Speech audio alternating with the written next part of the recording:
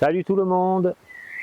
Je vais revenir un petit peu sur la vidéo d'hier où je parlais sur le fait qu'on allait générer ce à quoi on pense, et je vais revenir ici maintenant pour voir justement à quoi on va penser.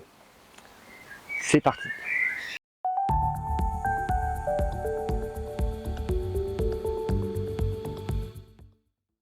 Les scientifiques nous disent qu'on a je ne sais plus combien de millions de pensées, de traitements d'informations par jour.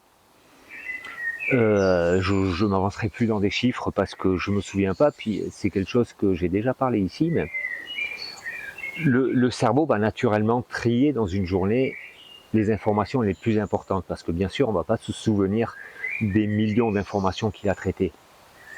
Par contre, s'il y a eu quelque chose qui nous a fait dégager une forte émotion, alors ça il va dire émotion important. Et pour lui, ça va être ça un peu le focus. Comment dire ça?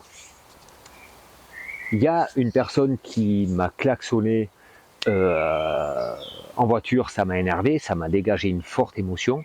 Alors ça, on va se souvenir, on va pas se souvenir des centaines d'autres voitures qu'on a croisées sur le trajet pour aller ou pour rentrer du travail.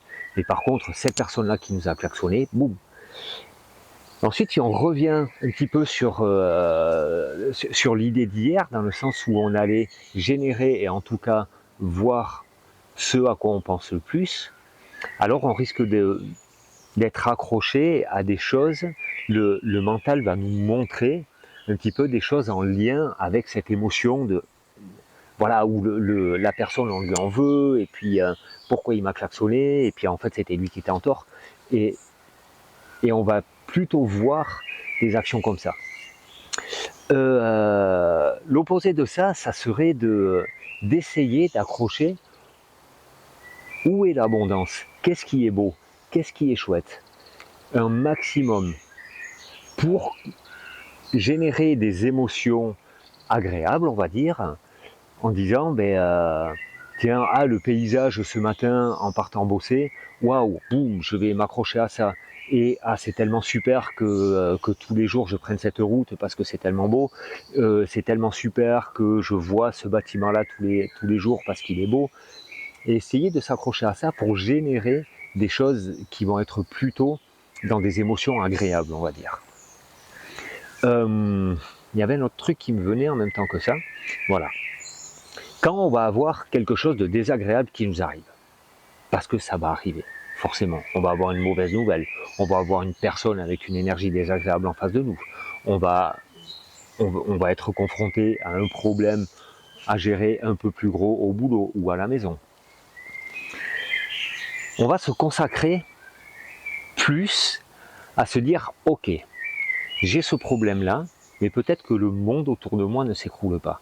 Demain, je serai encore en vie. Si j'ai ce problème à régler, déjà, c'est que je suis encore en vie. Et demain, je serai encore en vie et j'aurai peut-être encore ce problème à surmonter et ainsi de suite.